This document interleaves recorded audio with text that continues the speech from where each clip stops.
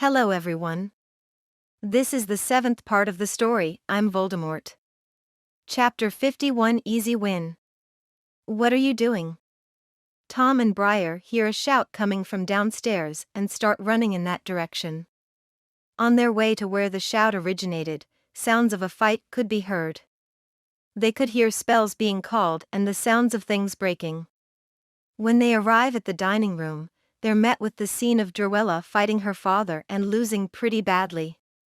Lord Rosier looked pissed as he fired spell after spell at his daughter. Druella could do nothing but dodge for her life and hope for an opening to appear. She didn't want to fight her father head-on like this in the first place.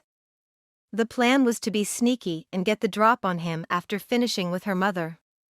When Tom and Briar saw the state of the room, they knew what happened. Druella probably tried to attack her parents in order to escape. She must have stunned her mother, and that had to have angered her father enough to start the fight they see before them. Good job, Drew. You've made my work far easier than expected. Tom says as pulls his wand and aims at the back of Lord Rosier. Expelliarmus. Red lightning-looking magic fires from Tom's wand and strikes the unsuspecting Lord Rosier clean in the back. His wand goes flying out of his hand and Druella finally saw her opening. As the wand goes hurling into the air, she fires a stunner at her father. It lands perfectly and Lord Rosier joins his wife on the floor frozen in place. Hey there, Drew. You're welcome for disarming him, by the way. Tom says as he strolls into the room, revealing himself to his friend. Tom? How did you? Druella was about to ask how he got here or how he even knew to come, but then she saw her brother behind him and everything made sense. Briar contacted you? Yup, it's good that he did too. Tom says as he walks up to Lord and Lady Rosier and takes their wands. He makes sure to pat them down to be sure that there are no spares hidden anywhere. Have you seen my house elf? I sent her to find you, but I haven't heard from her since. Huh? I haven't seen. She was about to deny seeing any house elf, but then realization dawned on her. I may have thought it was one of my parents' elves and stunned her. Druella says with an awkward expression. Sigh. I would be mad, but you made my job a lot easier with this distraction. Where is she? Tom says as he opens portals to the mirror dimension under Lord and Lady Rosier. She's in my room. Druella says as she sees her parents fall into the same portals as the Slytherin students once did. Did you send them to that mirror place again? Yeah, we'll deal with them in a bit. First, let's go and check on my elf. Tom says as he goes to leave the room, but a few house elves stand in his way. What happened to the master and mistress? One of the more brave elves asked as he tried and failed to look threatening. Winky, go back to your duties. Mother and father are fine and will return shortly. Briar says as he shoos the elves away. But, young master. No buts. Run along and continue your work. Actually, start getting this room cleaned up first. Briar says as he gestures to the destroyed room. When the elves give in and start getting to work, Druella leads Tom to her room. Inside they find poor Mimsy frozen in place on the floor with her hand in her pocket. Enervate. Tom calls as he points his wand at his downed house elf. The second Mimsy unfreezes, she pulls a red paper from her pocket and rips it in half. Simultaneously, the paper in Tom's pocket tears in half as well. As she rips the paper, Mimsy looks up and sees her master and two others standing above her. When she sees that one of the people above her is Druella, Mimsy crawls towards Tom and points at her in an accusatory manner. Master, be careful of the mean girl. She used magic on Mimsy. She can't be trusted. She says as she starts holding onto Tom's leg and glaring at Druella. Wait. I didn't know you were Tom's elf. If I knew that, I wouldn't have attacked you. Druella says as she tries to repair her relationship with Mimsy. Mimsy ignored every word that came out of Druella's mouth and continued to treat her like an enemy. Tom and Briar found the entire situation hilarious and just sat back to enjoy the show. After listening to them talk back and forth for a minute, Tom decided it was time to step in. Mimsy, Druella really didn't know who you were. Please, forgive her this once. Tom says, and Mimsy looked unsure. Mimsy will forgive the mean girl, but she doesn't forget. Mimsy says as she eyes Druella for a moment. Good, we should go and deal with your parents now. Briar, you stay here and make sure the elves don't do anything crazy. Keep them quiet and working as usual. Tom says as he can't have elves ruining his plans. Yes, my lord. Briar agrees with a bit of reluctance. Mimsy, you stay with him and watch the elves carefully. If they try to contact anyone outside the manor, stop them immediately and inform Briar. Tom says, and Mimsy nods her head and disappears to watch the elves in secret. Druella, you're with me. Let's go and speak to your parents. Tom opens a portal to the mirror dimension and they are met with the downed forms of Lord and Lady Rosier. He didn't hesitate to open the portal as the Lord who would be notified is stunned in a separate dimension at the moment. The portal closes behind them, locking the mirror dimension shut for all those without a sling ring. Let's start with your mother. Tom says as he draws his wand and calls out a spell. Enervate. As Lady Rosier starts moving again, she sees the wondrous mirror dimension along with her husband, who is still stunned on the floor, as well as her daughter and her muggle-born friend. What's going on? Where am I? She says as she stands from her downed position. You're in the mirror dimension, but that isn't important right now. Allow me to introduce myself as we haven't had the pleasure. Whenever we've met, you and your husband dragged Drew off without a word after all. Tom's replies as he takes his Slytherin heir ring from his pocket and places it on his finger. My name is Thomas Marvolo Riddle, but everyone calls me Tom. I'm the half-blood heir of Salazar Slytherin. What? She yells and looks between her daughter and the ring on Tom's finger. Yes, hard to believe, I know. This should make it a bit easier though. Tom says as he swears on his magic that he is who he says he is. Lady Rosier simply stands there speechless, so Tom continues talking. Swear your loyalty to me as your lord or I'll have to put you through some pain. Usually, I would save the Cruciatus curse for last resorts and people that piss me off. Well, you were going to give my friend a truth potion that could very well hinder her growth, so you did piss me off quite a bit.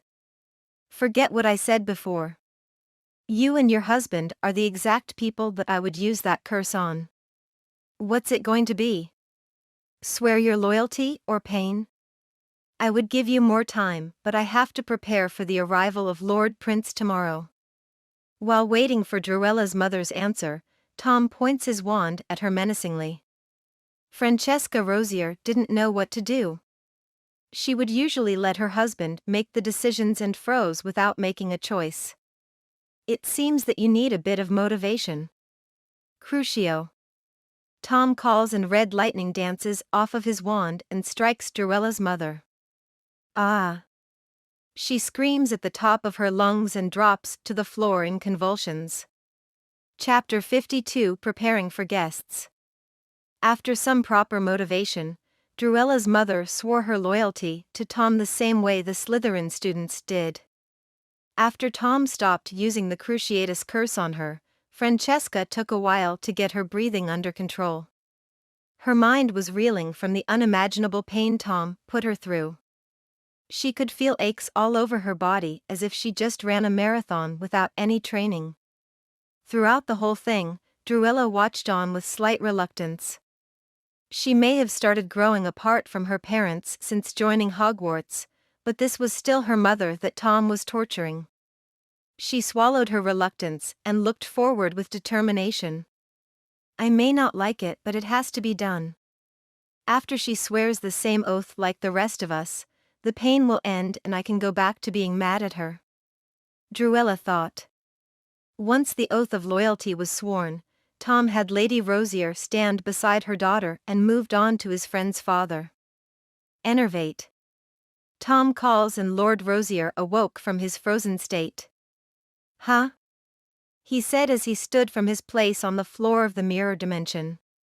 Hello, we've met already, but I'll introduce myself anyway. I'm Tom. Tom goes on to give him a similar speech as his wife. As Tom was talking, Lord Rosier waved his hand and called the disarming charm without a wand. Expelliarmus. Royce Rosier yelled and took Tom by surprise. Tom dodged to the side but the spell grazed his shoulder. His bone-white wand flew from his hand and into the direction of Druella's father. Royce sprinted forwards to catch the wand and leaped into the air to snatch it. Flipendo! Francesca called as she pointed her wand at her husband. Just as Lord Rosier was about to grab the wand out of the air, his wife's spell struck him and he went flying back. Sigh, I'm glad I gave her wand back to her. Tom thought as he swears to himself that he will do his best to not be surprised by wandless magic like that again. As Tom walks up to his wand and picks it up, Lord Rosier sat on the ground staring at his wife in shock. They may have an arranged marriage, as most nobles do, but he and his wife are fairly close. The fact that she just turned on him was truly a surprise. I'm sorry, my love, but I swore an oath of loyalty on my life. Francesca said as she keeps her wand trained on her husband. What? Royce exclaimed. Can you at least wait until I'm finished talking before you attack again? I don't like repeating myself. Tom says as he starts explaining the situation again, but this time he keeps his wand trained on Lord Rosier. After hearing Tom's full speech, Royce vehemently refused to swear any oaths of loyalty. This caused Tom to start the torture again, but Lord Rosier had a stronger will than his wife. Even after a full 5 minutes of the Cruciatus curse, the man didn't give in at all. Tom stopped torturing him, as he didn't want to cause too much damage. He decided to just leave him in the mirror dimension for now. It would take time to break someone of his fortitude. While Lord Rosier heaved in pain on the floor, Tom opened a portal back into the Rosier Manor. Let's go.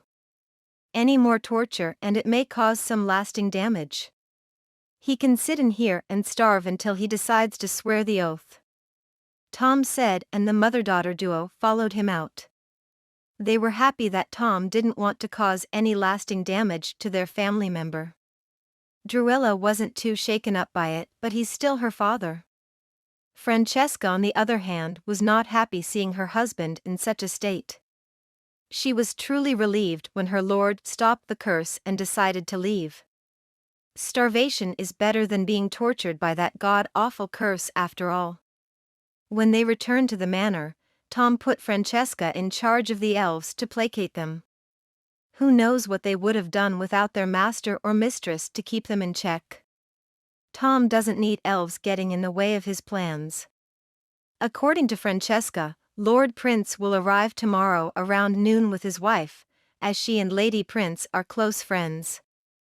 Tom needs to capture them as he did the Rosier couple and get them on his side as well. He isn't strong enough to face the whole of the Slytherin alumni, so he needs to control the information they are given. Once he's strong enough, the Rosier and Prince families can help him move against the rest of the alumni. Firstly, Tom had Francesca take him to the ward stone for the manor. He needs to gain control of it, so he can use the wards against Lord and Lady Prince. With the wards under his control, Tom wouldn't need to take the couple by surprise or use any underhanded tricks. As long as the wards are strong enough, he should be able to beat them easily. Right this way, my lord. Lady Rosier says and takes him to the basement of the manor.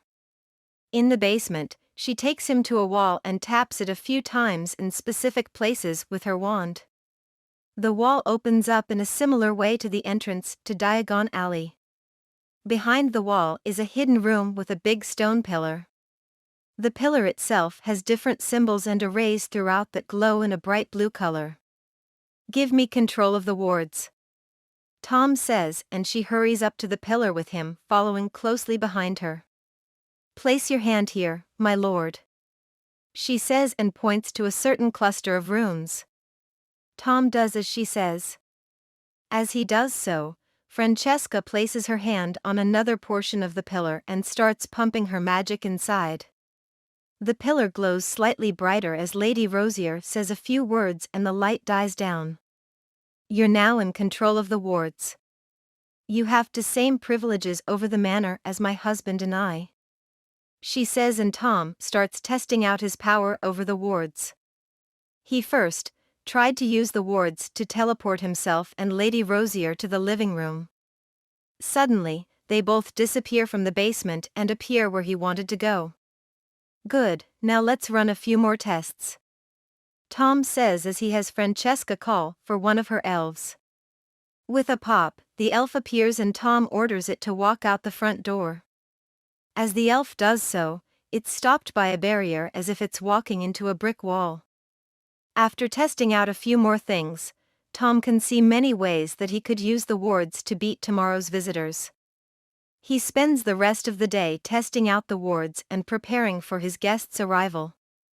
Tom didn't bother to check in on Lord Rosier, as the man needs some time in order to break that tough exterior of his. Once Tom was sure that he was ready for tomorrow's guests, he took a guest room to sleep in, performed his usual nightly magic practice, and went straight to bed. He has a busy day tomorrow, after all.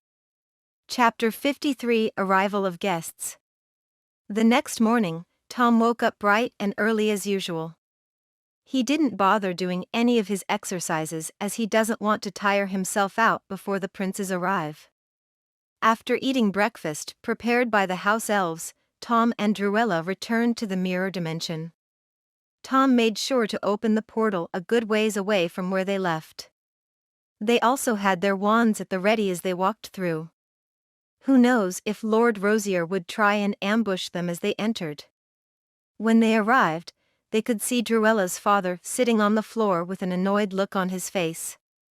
He was still extremely sore from yesterday's torture and didn't sleep at all last night. He tried every bit of wandless magic that he knew in hopes of escaping. No matter what he tried, Royce couldn't budge himself from this awful place. Albert Einstein once said that the definition of insanity is doing the same thing over and over again and expecting different results. Lord Rosier has spent the entire night trying to find a way out. The best way he came up with was to use apparition, so he tried it over and over. With every failed attempt he would try again and again. This continued throughout the night. He even tried to put all of his magic reserves into one overpowered version of apparition. That didn't work either, and now he's out of magic and extremely tired. "Are you willing to serve me, or what?" Tom says, and he and Druella walk into the mirror dimension. "No," he answers and doesn't even bother to stand. "I am the heir to Slytherin, you know? Even if I am a half-blood, I've already taken control of the entire Slytherin house. I could just kill you and have Briar take over if I wanted," Tom says as he keeps his wand at the ready. He won't be caught off guard again, that's for sure. "It doesn't matter. When Lord Prince and his wife arrive, they will hopefully kill you," he says with a taunting smile.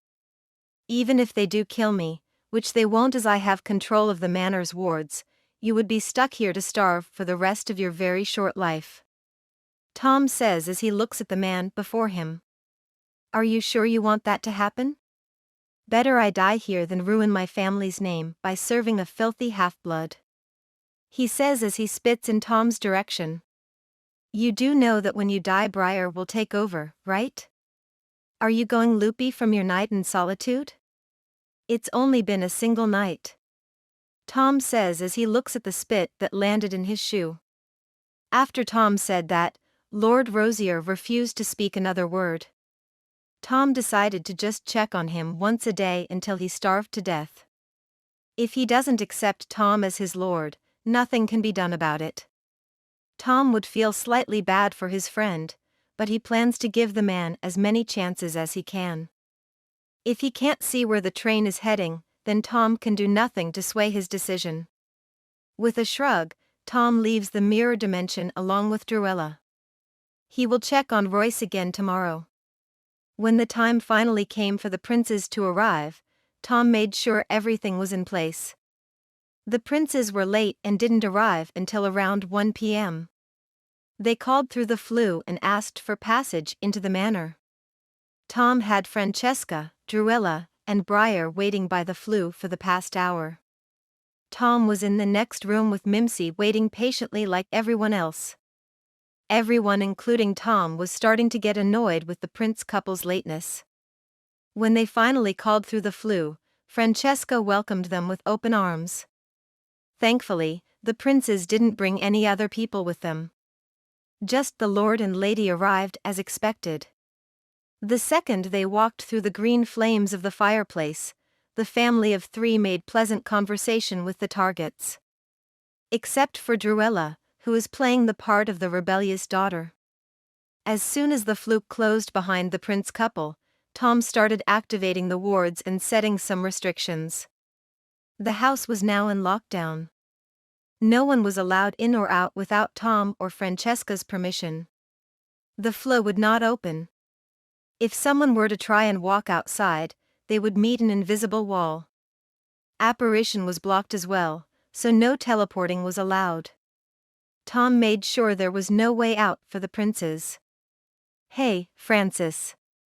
Where's your husband? Is he napping during the day again?" Lady Elena Prince says as she gives Francesca a quick hug. "Yes, he wanted to get a quick one in before you arrived. You were late as usual, so I decided to let him sleep a bit longer. He's washing up right now and should be down shortly." Francesca plays off her husband's absence beautifully. "I apologize for our tardiness, but potions are a fickle craft and this one needs a bit more care than the rest," Lord Chester Prince says as he motioned toward a vial in his hand. "May I see it? It's not every day that I get to see a vial of Veritasrum," Lady Rosier asked, and he handed it over easily. As the prince and Rosier families were performing their greetings in the living room, Tom opened a portal to the mirror dimension on the floor in front of him. He made sure that the portal didn't lead anywhere near Lord Rosier. With the portal on the floor, Tom took out his wand and aimed it slightly above it. He then willed the wards to teleport Lord Prince a few feet over the portal. The second Lord Prince appeared over the portal. Tom called out the disarming spell. "Expelliarmus," he said, and the spell hit Lord Chester Prince in midair. His wand goes flying into Tom's hand and poor Chester goes falling into the portal below. Once he fully enters the portal, Tom closes it behind him to prevent escape. Hopefully, he doesn't have a spare wand, but the disarming spell should have gotten it if he had one. Tom thought as he turned to enter the living room. Suddenly, while the princes were being offered a seat, Chester Prince disappeared. His wife gasped in shock and on instinct pulled out her wand. As she pulled it out, the Rosier family did the same. She pointed her wand at her friend, Francesca, while all three Rosiers pointed theirs at her. "Place your wand on the ground. You're outnumbered 3-1. Let's not do anything you'll regret," Druella says as she tries to calm the situation. Seeing her situation, Lady Prince tries to apparate away, but the wards block her from leaving. "Why are you doing this?" Lady Elena says as she stares at her longtime friend in complete and utter betrayal. "Don't blame her. She's just following orders," Tom says as he walks into the room and takes a seat on the sofa. "Orders? Whose orders?" Elena asks in confusion. "Mine, of course." Chapter 54, Breaking Point. After a short explanation to Lady Prince, she dropped her wand and surrendered fairly easily. Tom places Lady Rosier in charge of getting her to swear the oath. They are friends, so Tom would give her a chance before resorting to torturous methods. The two women whispered to each other a few times, and Elena Prince agreed to swear the oath fairly quickly. Whatever Lady Rosier said to her must have scared her into action. Probably something about the unimaginable pain she went through. After she swore her oath, Tom opened a portal to where he sent Lord Chester Prince in the mirror dimension. When they arrived, the man was in the middle of constantly trying to use apparition to escape. By the time he noticed their arrival, the portal already closed behind them, cutting off his only way of escape. He didn't even get a chance to try and make a run for it. Tom then went on to explain everything to Lord Prince as he did to the man's wife. He also explained how his wife already swore her oath. He was definitely reluctant, but nonetheless agreed to swear his oath as well. The threat of the Cruciatus curse seemed to scare the wits out of him. This guy must have either witnessed the Cruciatus curse being used on someone else or he was victim to it. He agreed far too easily after hearing I would use it on him. Why can't Lord Rosier be this compliant? Tom thought as they left the mirror dimension after Lord Prince swore his oath of loyalty. Tom already visited Lord Rosier today, so he's going to let him stew until tomorrow. Now that Tom has the Rosier and Prince families under control, he needs them to call a meeting with the Slytherin alumni and feed them some bogus information. This way he would have more time to prepare for his eventual takeover. He has the Slytherin students under control, so next is the Slytherin alumni. Though he would need time to grow stronger and prepare for the moment he's ready to strike. What could ruin his plan is the non-compliance of Lord Rosier. Him coming to this meeting would help a lot, but the man is too stubborn for his own good. Tom would have to start getting a bit more serious with the man tomorrow. The princes were sent home and told to come again tomorrow after breakfast. He would have them stay in a guest room, but that could cause some suspicion if anyone were to find out. The next day, Tom awoke in the guest room of Rosier Manor. He didn't plan on spending much more time here. He still had half the summer left to study at Camartage after all. After freshening up a bit, he went straight to the mirror dimension. Tom didn't bring anyone with him this time, as this visit may be a bit messier than the others. As he strolls on in, Tom could see Lord Rosier sleeping on the floor. Tom didn't trust him after that first time he was taken by surprise, so he didn't approach. Flipendo. Tom pulled out his wand and called out a spell. It hits Lord Rosier and he gets pushed back and skids along the ground like a skipping rock. Ah! He yelled as he banged into the floor a few times. I'm really sorry about this, but I need you to start complying. Things are about to get very painful if you don't agree to swear that oath of loyalty. Tom says, and Lord Rosier answers with a wandless spell. Confringo. Royce Rosier calls, but the blasting curse was easily countered. Protego. Tom blocks the spell with ease and looks at the man before him with pity in his eyes. It seems we'll have to go with the painful route. I was hoping I wouldn't have to do this. Druella is my friend and I would rather not be responsible for crippling her father with the Cruciatus curse. I guess some things just have to be done. Crucio. The red lightning flies from Tom's wand and the torture begins. Druella's father screamed in agony on the floor as the power of the killing curse courses through every part of his body. The pain was unimaginable and Tom didn't let up for a whole minute. Once he would stop, Tom would ask the man to swear his oath. Every time he asked, Lord Rosier would deny and Tom would start the torture all over again. After half an hour of repeated torture, Lord Rosier finally swore the oath.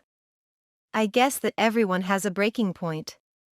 Tom thought as Druella's father passed out after swearing his oath. Tom then opened a portal to the Rosier Manor and levitated Lord Royce through. When they arrived in the living room of Rosier Manor, Tom placed him on the sofa and called for Francesca. Francesca. He calls and she comes walking in a moment later. Yes, my lord, she says, but stops as she sees her husband in a sorry state on the sofa. She rushes to his side and starts throwing out diagnostic charms. With every spell cast, she grows more pale by the second. Her husband has some very bad nerve damage. If they didn't have magical remedies for these types of things, Lord Royce would end up paralyzed from this much damage. It took a bit to break him, but in the end, he swore the same oath as you. I sincerely apologize for the state he's currently in. Tom says genuinely, as he really didn't want to do this to his friend's father. You're a trained Medowitch, so nurse him back to tip-top shape, would you? He's needed for the meeting with the Slytherin alumni. If you need any potions, contact the princes before they arrive. I'm sure they can provide anything you may need. Yes, my lord. I'll get to work immediately, she says as she starts casting spell after spell on her husband. While she gets to work, Tom walks out of the room and is met with Druella, who was snooping at the door. Tom feels a bit awkward as he just got done torturing her father not a moment earlier and she knew it. I forgive you, Druella says as she could tell how Tom was feeling. The man is a prat that was going to douse me with a truth potion. He deserved what he got, and it's not like he'll be permanently crippled. Mom will have him up and running in no time. Especially with the prince's potions backing her healing. I am sorry though, Tom says wholeheartedly. I know. Around noon, the princes arrived with a few potions to help Lord Rosier with his recovery. Francesca said that Royce would be healed enough to attend the meeting in 3 days. Tom had them call the meeting 5 days later just to be sure. The Prince family was placed in charge of informing everyone of the meeting while Francesca focused herself on healing her husband. Chapter 55 Alumni Meeting. When the meeting of the Slytherin alumni finally arrived, everything was looking good. Lord Royce was up and about, looking better and better with each day. He couldn't do any heavy lifting or running, but he was on his way to recovery. Royce was in good enough shape to attend the meeting as well. The meeting itself was going to take place in Black Manor. They are the most prominent dark noble family and insisted on hosting. Seeing as the meeting isn't being held in either Rosier or Prince Manor, Tom would have to stay behind and hope for the best. He's already told his followers what to say. Obviously, he told his followers not to reveal anything about himself or the cause for the change in Slytherin House. The excuse he's using is a fairly simple one. It will hopefully work well and keep the parents quiet for a while. Black Manor. As everyone arrived and crowded into the ballroom of Black Manor, the Slytherin alumni were eager to find out what was going on.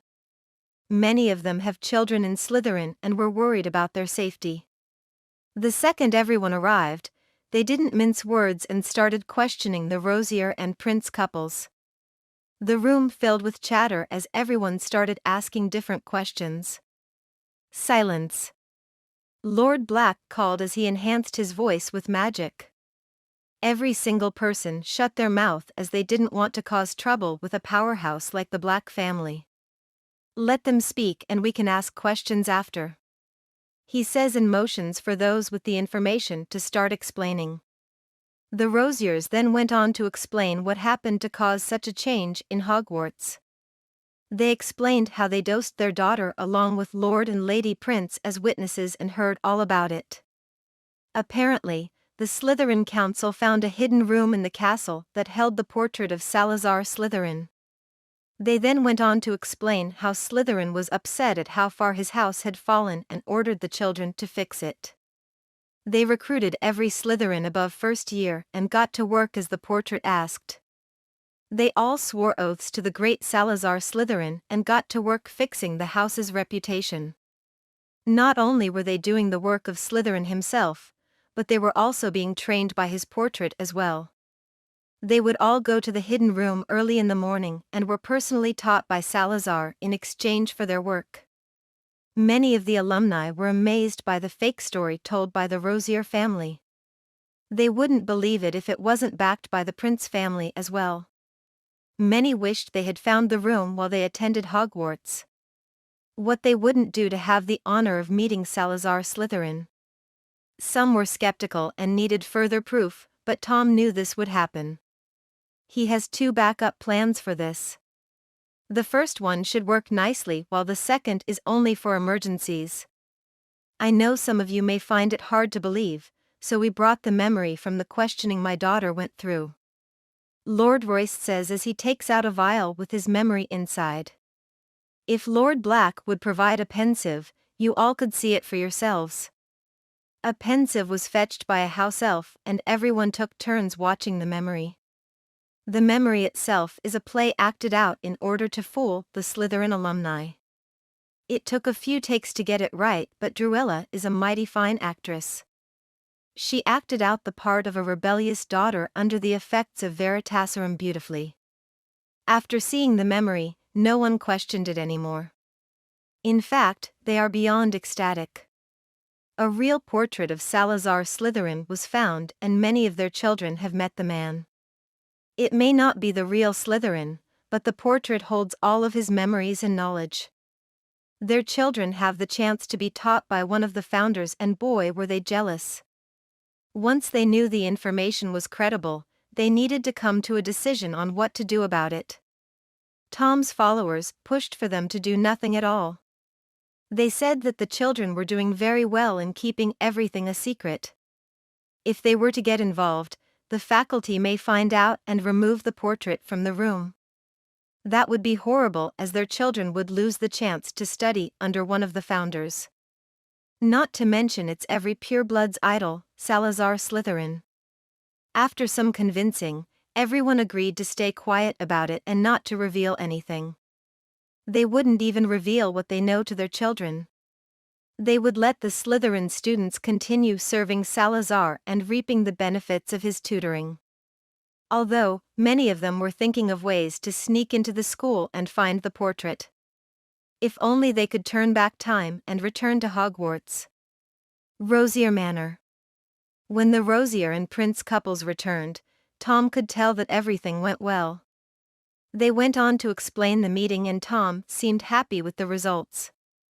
This should buy me enough time until I can deal with the alumni. Tom thought with a small smile on his face. Once he knew that the alumni were off his trail, he breathed a sigh of relief. He could now return to Camartage to continue his training. Tom didn't leave until the next day as it was late when the meeting ended. He said goodbye to Druella and his followers and returned to Camartage. When he returned to his bedroom, he left to inform his teacher of his return. She seemed slightly annoyed that he didn't need any more of her help. She must have wanted to learn more of Tom's secrets in exchange for her assistance. After that, Tom went back to his normal training schedule. He continued with his practice in forming a sword with the Eldritch energy and worked on constructing the mark for his followers. By the time summer ended, he could form the Eldritch energy into what almost looked like a broadsword. Although, he couldn't hold it for long and it was far from perfect. He could hold it together for about 5 minutes, but it looked a bit distorted. Tom would need more practice before this skill would be up to the Ancient One's standards. Before returning to Hogwarts, Tom sent some elves to Camp Lehigh in New Jersey to look out for Steve Rogers. If his memory serves him well, which it should as he has perfect recall, Steve should be joining the army soon. In the movie, he goes to Camp Lehigh for his training. Tom wants to have a front row seat for when Captain America is born. Dr. Abraham Erskine should have fled Germany by now. I just hope everything doesn't happen while I'm at school. Although, I could just use the portals to leave. No one seems to have noticed it by now. That's probably thanks to Lady Hogwarts letting me through the wards. Tom thought as he opened a portal to an abandoned area by King's Cross Station.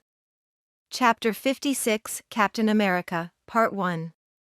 When Tom returned to school, everything was the same as last year.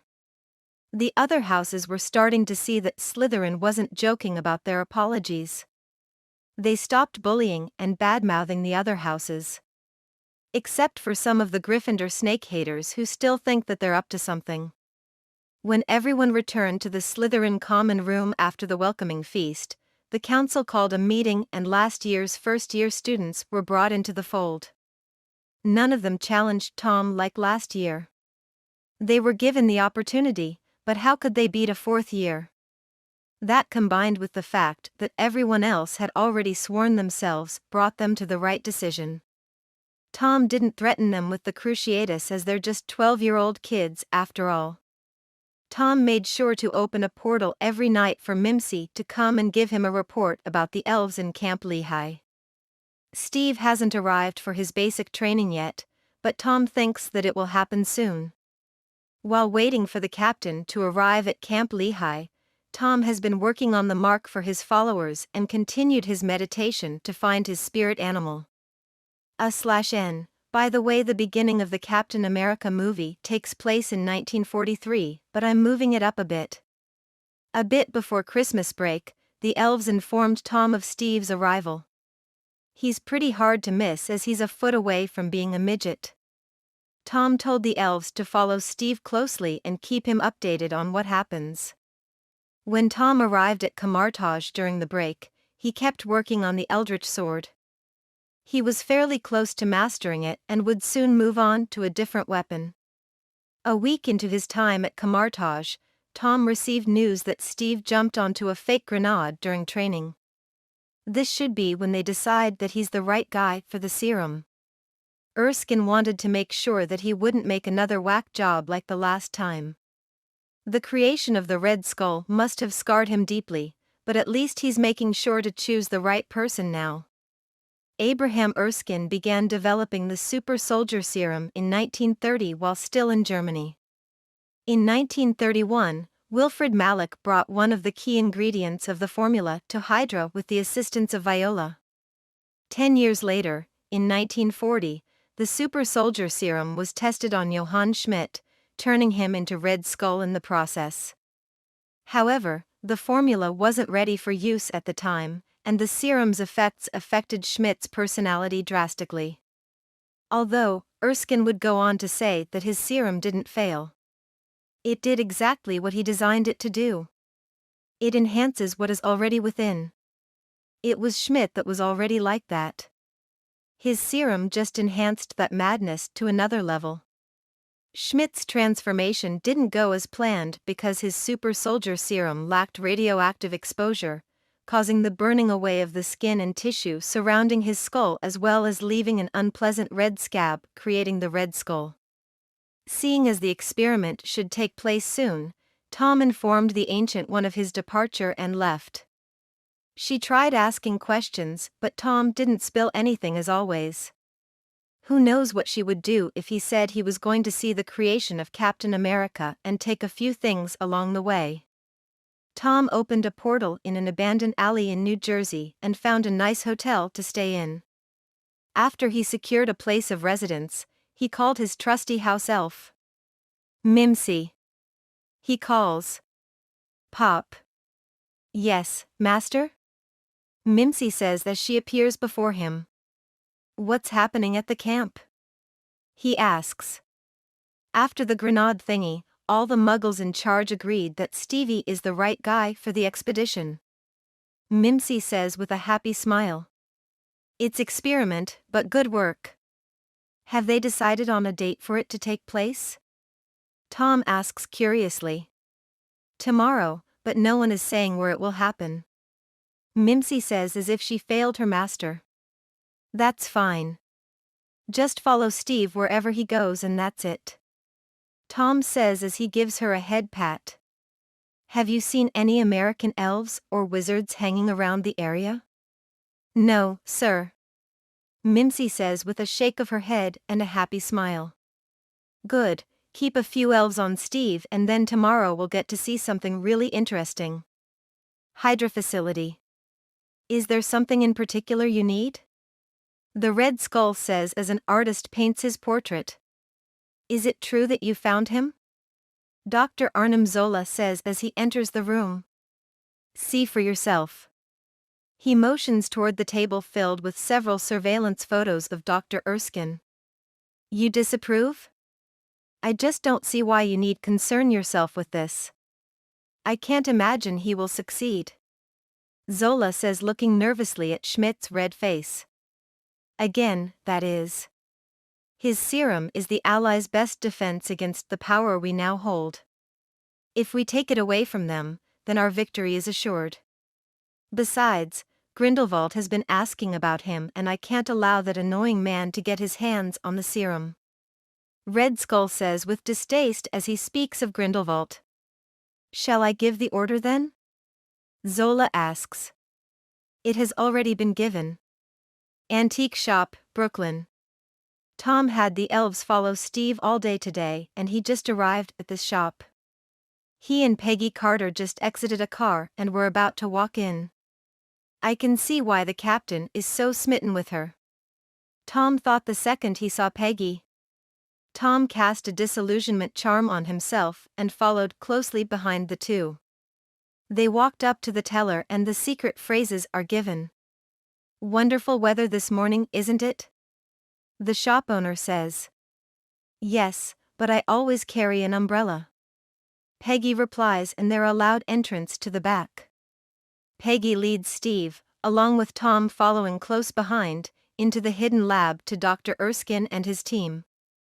It's a big circular room filled with machinery and a pod in the middle.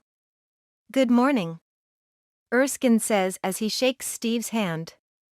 A flash goes off and somebody takes a picture of them. Please, not now, he says and the photographer walks away reluctantly. Are you ready? Erskine asks as he sees Steve staring at the pod in the center of the room. Yeah, I think so, Steve replies. Good, take off your shirt, your tie, and your hat. As everyone is preparing, Tom is staring straight into Erskine's eyes. He activated his legilimency and started pouring through his memories as quickly and thoroughly as possible. Thankfully, Erskine is a genius with a fairly well-organized mind. That didn't mean that Tom could slack off. He needed to find everything this man knew about the serum before his timely death. Chapter 57, Captain America, Part 2. As Tom continued to sort through Erskine's memories, he had to play a game of staying in front of him whilst not getting in anyone's way. Everyone was moving around the room checking machines and making sure that everything was working perfectly. One small mistake could ruin everything and cost Steve his life. When everything was ready, Steve climbed onto the pod at the center of the room. Comfortable? Erskine asks as he straps Steve onto the pod. It's a little big. You save me any of that schnapps from yesterday? Starve replies as he lay in the pod that looks 3 times too big for him. Sorry, not as much as I should have. Next time. Mr. Stark, how are your levels? He apologizes and turns to Howard Stark. When Tom heard Erskine call for Stark, he wanted to get a look at the father of Tony Stark. Tom owned a good portion of his company, so maybe he should introduce himself sooner or later. Though Howard would be Tom's next victim. He needs to know how the Vita Rays work so he doesn't end up like the Red Skull. Observation room. In the observation room away from all of the delicate machinery, stood a bunch of officials that were there to oversee the experiment. The most notable of these people are Colonel Chester Phillips, who is the officer in command of Project Rebirth. Senator Brandt, who is the one that would use Captain America to raise funds for the war instead of allowing him to fight in it. Peggy Carter, who is the one that rescued Erskine from the Red Skull in Germany. These are the biggest names in the Strategic Scientific Reserve, or SSR for short. Besides Erskine and Stark, who are the brains of the operation. Then there was the hidden Hydra agent, Fred Clemson, also known as Heinz Kruger. He is Hydra's top assassin and is only here for 2 things. Killing Erskine and stealing any extra super soldier serum laying around. Everyone in the room goes around greeting one another with handshakes. A few of the men were ogling Peggy, but only one look from her and they thought twice and turned away. Jesus, somebody get that kid a sandwich. Senator Brandt says as he sees Steve climb into the pod.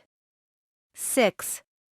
Levels at 100%, Stark yells, and everyone gets ready for the big moment. Good. Erskine says as he turns on a microphone.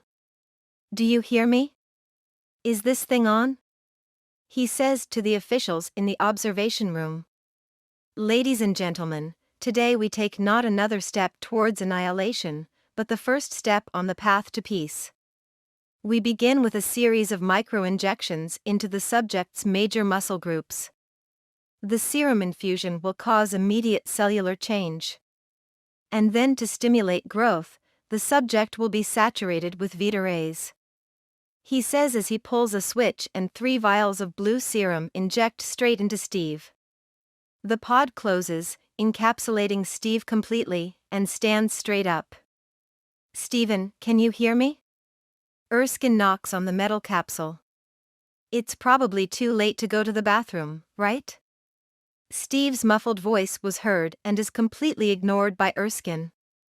Stark, we will proceed. He says and moves away to a safe distance. At this point, Tom had already stolen all of the information he needed from Erskine's mind. He didn't need to actually take anything from the man's mind. Just browsing the information was enough for him to remember it. Right now all of the information looks like gibberish, so Tom will have to start studying Muggle science in order to understand any of it.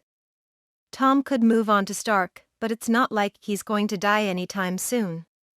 There's still some time before the Winter Soldier comes to do his dirty work. Seeing that Tom didn't need anything else, he found a good place to stand and watch the show. On Erskine's command, Stark started ramping up the Vita rays.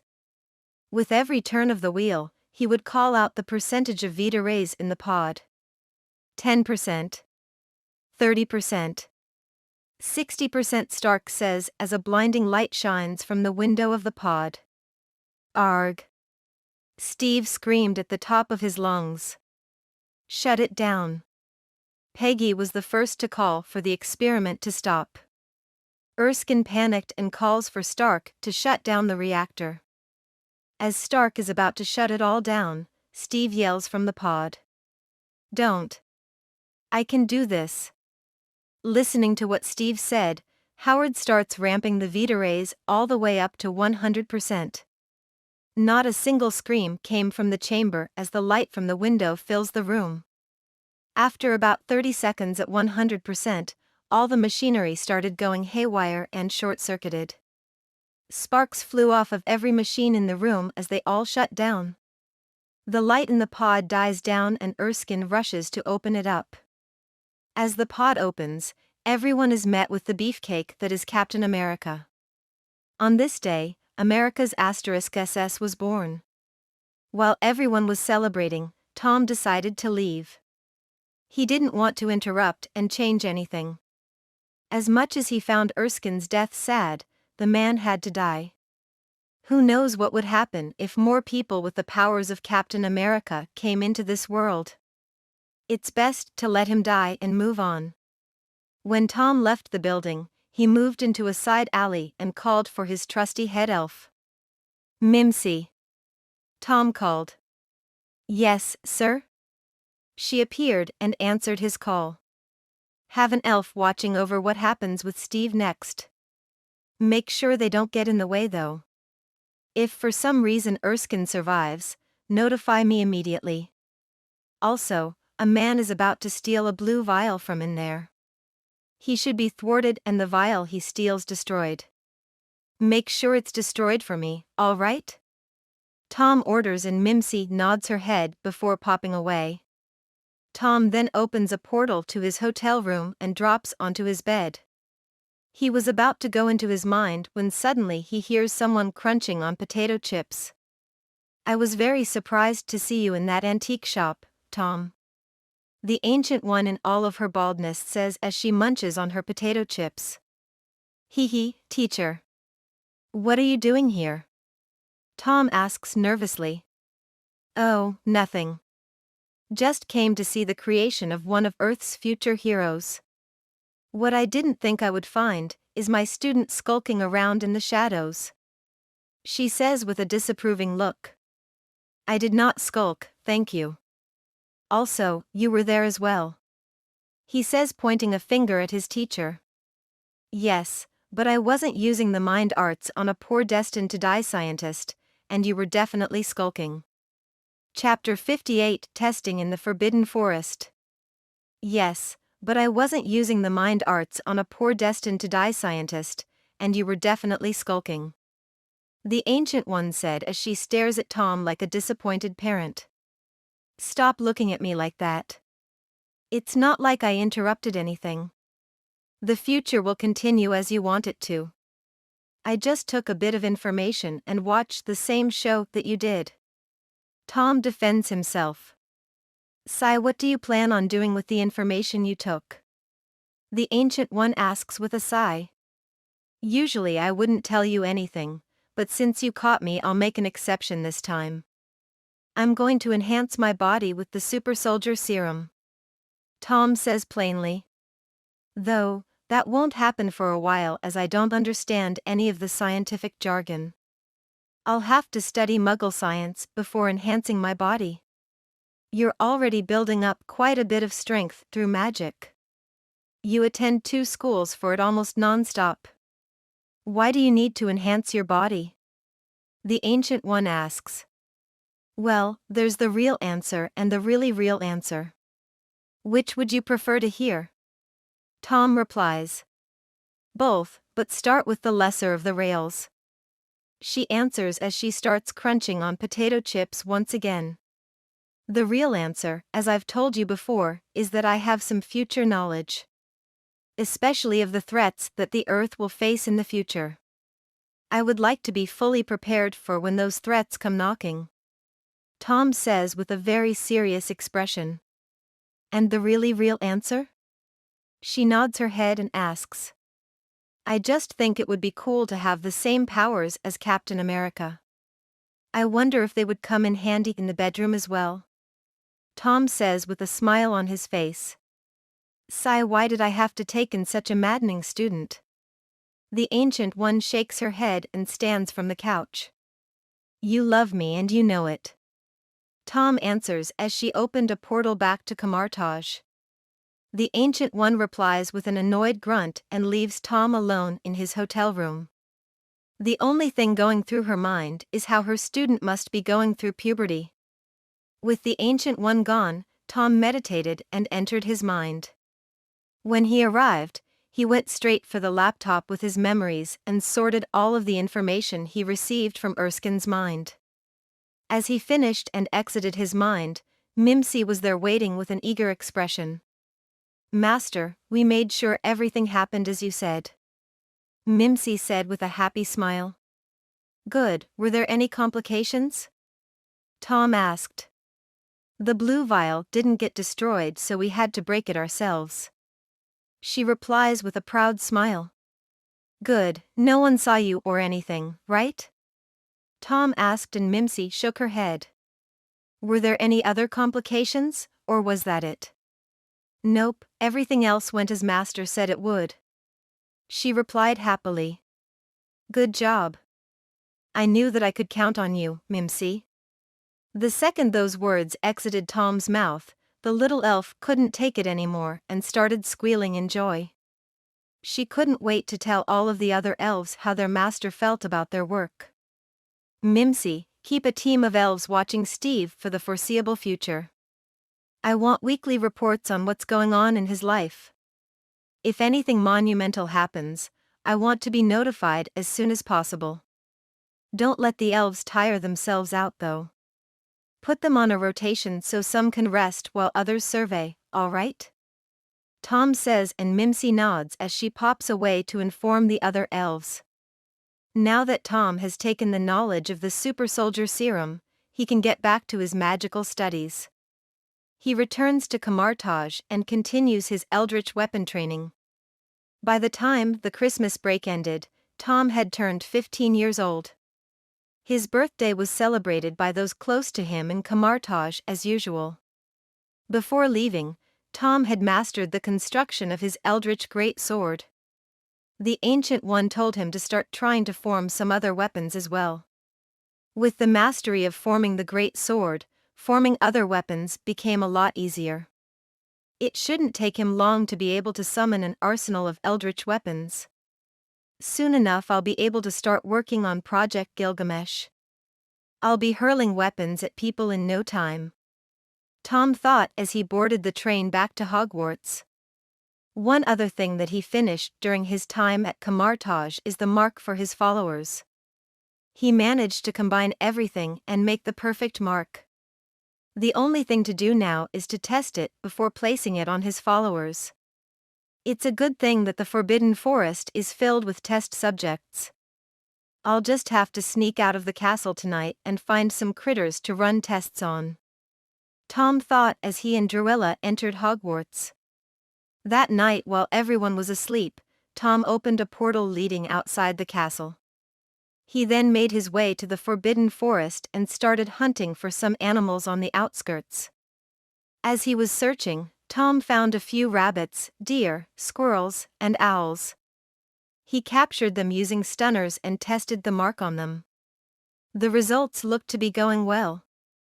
They didn't seem to be going through any pain. The invisibility function was working perfectly as he was able to hide the marks and make them appear with relative ease. The telepathic communication function was working as well, but as the animals couldn't speak, all he received from them were feelings and emotions. Since he couldn't test the telepathy properly on these animals, Tom summoned a snake with a spell and used the mark on it. This wound up proving that the telepathy was working perfectly. He made sure to also test the distance, and no matter how far the snake went, he was always able to get a message through and receive one as well. The only thing left to test was the lie detector function, which was easily done with the snake he summoned. Tom simply told it to tell him 5 truths and 5 lies. Every time the snake lied to him, Tom would feel his senses tingle slightly. It felt like what he imagined Spider-Man's spidey sense felt like, except for lies and not danger. Maybe I should find a way to give myself spidey senses. It would certainly help in future battles. Tom thought as he finished his tests. As Tom was about to start heading out of the forest, he heard rustling in the bush to his left.